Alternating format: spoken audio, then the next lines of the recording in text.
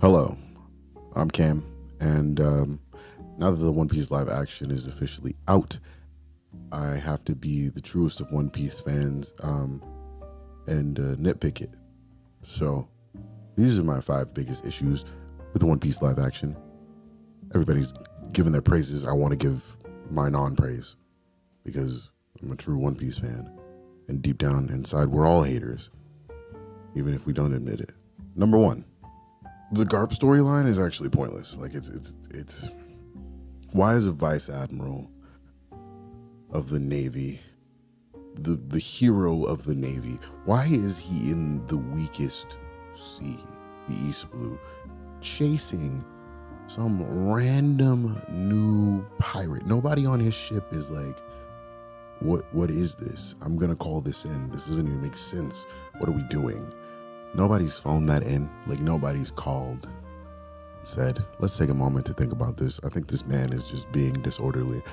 But it also fits within the theme of like the Navy as a whole, because nobody ever like stops to check Navy officers. They just kind of do stuff and nobody stops them. Kind of like takes away Kobe and Helmeppo's training time immediately. Like, it cuts it down immediately. I mean, it gives Kobe a new reason to be like working under Garp, but it also immediately shows Kobe like the type of people that Navy men are, like, quickly. It's just like, it's a negative effect. It has a negative correlation. Kobe is trying to be the best Marine. Don't know if he'll be the best Marine with no training from Garp. Nothing's happening. Nothing's even happening with that. It's taking away key moments. There was so much fluff from that we could have done other things, but I'm gonna tell you what else we could have done. Number 2, Usopp is missing his crew, and so is Kuro. So follow me. If you're a deep dived One Piece fan, you've seen the series, you've read it, you know that Usopp has his little crew. You can call him a crew.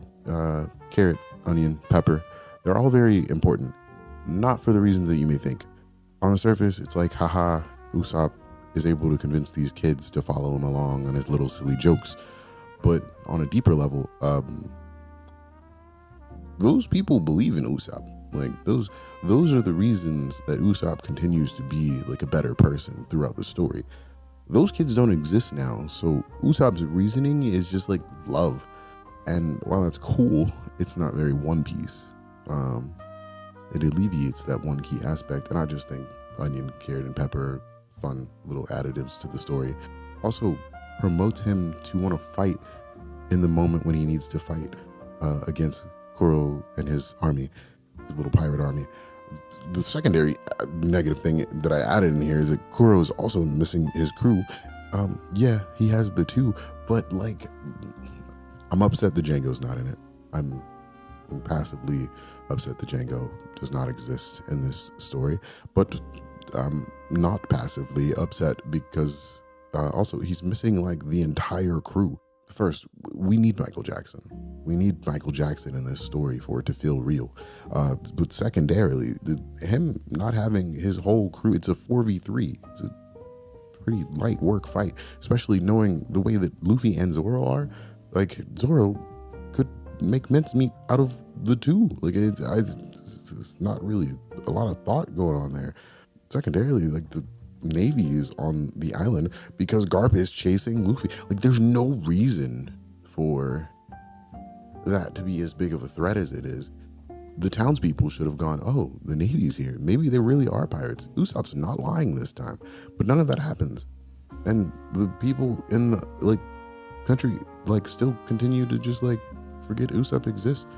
If Usopp stops yelling about pirates for the next like 2, 3, however long, many years he's gonna be gone, does anybody even care? Or do they see his wanted poster and like randomly somebody in the town is like, was he not lying about the pirate thing? Did he join the pirates? Like, there's a lot of confusion in that aspect. 3, no one cares about swords except Luffy. Apparently. Why does Luffy care about swords?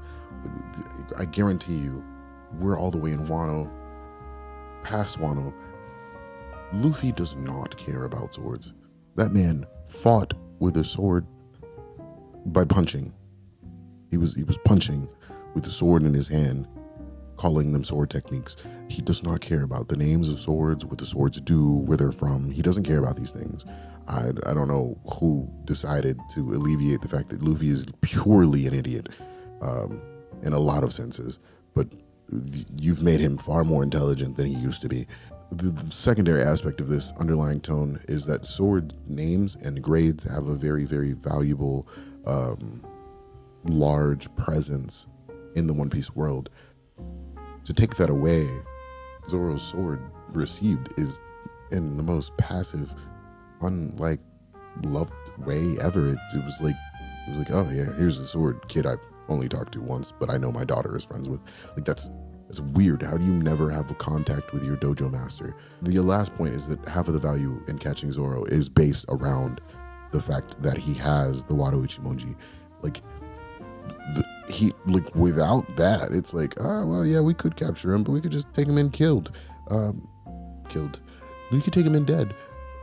Taking Zoro in alive, plus with the Wado Ichimonji, makes so much money. Like, there's so much value in what's happening. This is one of the most important things. Hachin doesn't exist, and it's surprisingly important. Hachin not existing has a lot of lasting effects, and it's kind of funny because on the surface level, he's just a funny little octopus fishman. Ha, cool. He's a gag character. On a deeper level, Nami has a reason to like fishmen and think that there is a good side of fishmen because Hachin exists in the manga and the anime.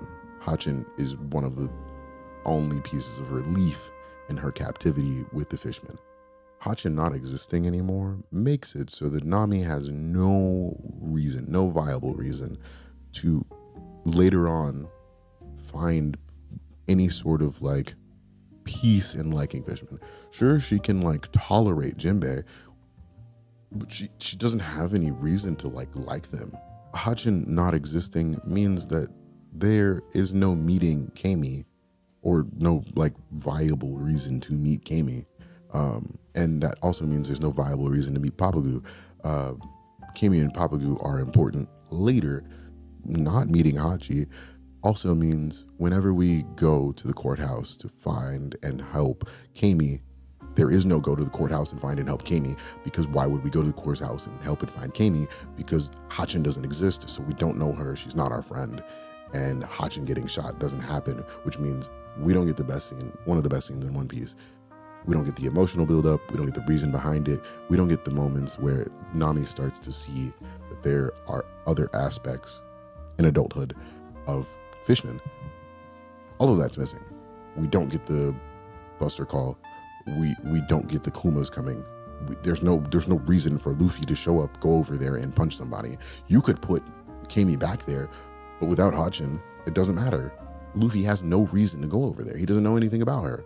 He's never met her in his life. Hachin is also the reason that Fishman Island knows that Luffy beat Arlong, which also interacts with Jinbei in a way for Jinbei to feel it necessary to apologize to Nami.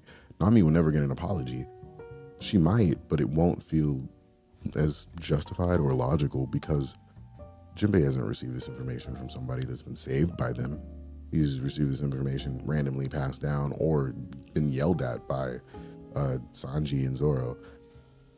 That's cool, but it's gonna lessen the reason for him apologizing. In the moment that Jinbei apologizes to Nami, it feels more love. It feels more real. It feels like he actually genuinely feels a sentiment in it. Number 5, the Monster Trio, they're not monsters. They're not monsters at all. They're people, normal people. Maybe a guy with a rubber fruit, and a man who kicks things, and a guy with 3 swords, but they are just people. Sanji doesn't break the unbreakable pearl, so we don't get any Sanji feats. Sanji's just kicking people. That's what we know about Sanji. He kicks. He kicks hard sometimes too. He beat the karate dude after all, because Zoro needed help. just needed to add that because I forgot that was a thing. Luffy doesn't beat Krieg. That was actually a pretty important thing. It's ironically important, but it's pretty important. Krieg is like one of the most devastating people known in the East Blue, for some random upstart to just show up, beat the shit out of him, and disappear. Pretty important. Pretty viable thing to keep. Luffy needed help fighting Buggy. That doesn't. Are we starting to see the problem? We're starting to see the problem, I think. Sanji and Luffy didn't beat up the Sea Cow. This originally wasn't important to me, but as I thought about it and rewatched the scene, I realized that it also helps add to their moniker of being monsters, because it's giving multiple people perspectives of the fact that they do not care about how big anything is, or like they're not intimidated by these things.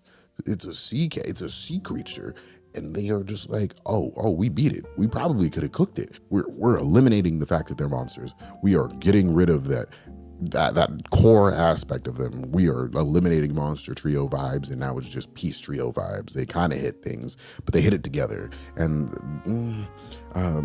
Sanji doesn't beat a fishman underwater. That is also a very important aspect to learn, both about Sanji, both about fishmen, both about the strength of the core Straw Hat fighters. Like, we lose that. We immediately lose that, because when they go to fight Arlong, it wasn't a struggle. It was more of like, Luffy kind of did something dumb. Zoro was kind of injured already, and Sanji was the only one at full health, but everybody fought their fights and won. But like, it was all more of a matter of like, imagine if they were all healed, and we're missing Johnny, we're missing the bros, and because of us missing the bros, like, we're also missing another element of these things pile on after you start to think about them, because we're missing the element of swords. We're missing the fact that Zoro definitely needs better swords. We're missing the reasoning behind Zoro going out and getting 3 swords. We're missing. I have one final thing. It's an honorable mention. A special mention is Bellamir's love. We don't get to see the opportunity, or we don't get an opportunity to see why the tangerines are important. We don't understand why they're special. We get them placed on the ship. We understand that they are growing in Nami's village, but we don't know why that's such a like hard-pressed special issue. Whereas in the manga and in the anime, we get to see that Bellamere is starving to take care of these children. She's doing her best to take care of these children that she feels she's so obligated to take care of. Her truest family. They are literally her kids in her heart, her mind, her soul. We don't get to see that because she's not eating the tangerines in place of food so that the kids can eat.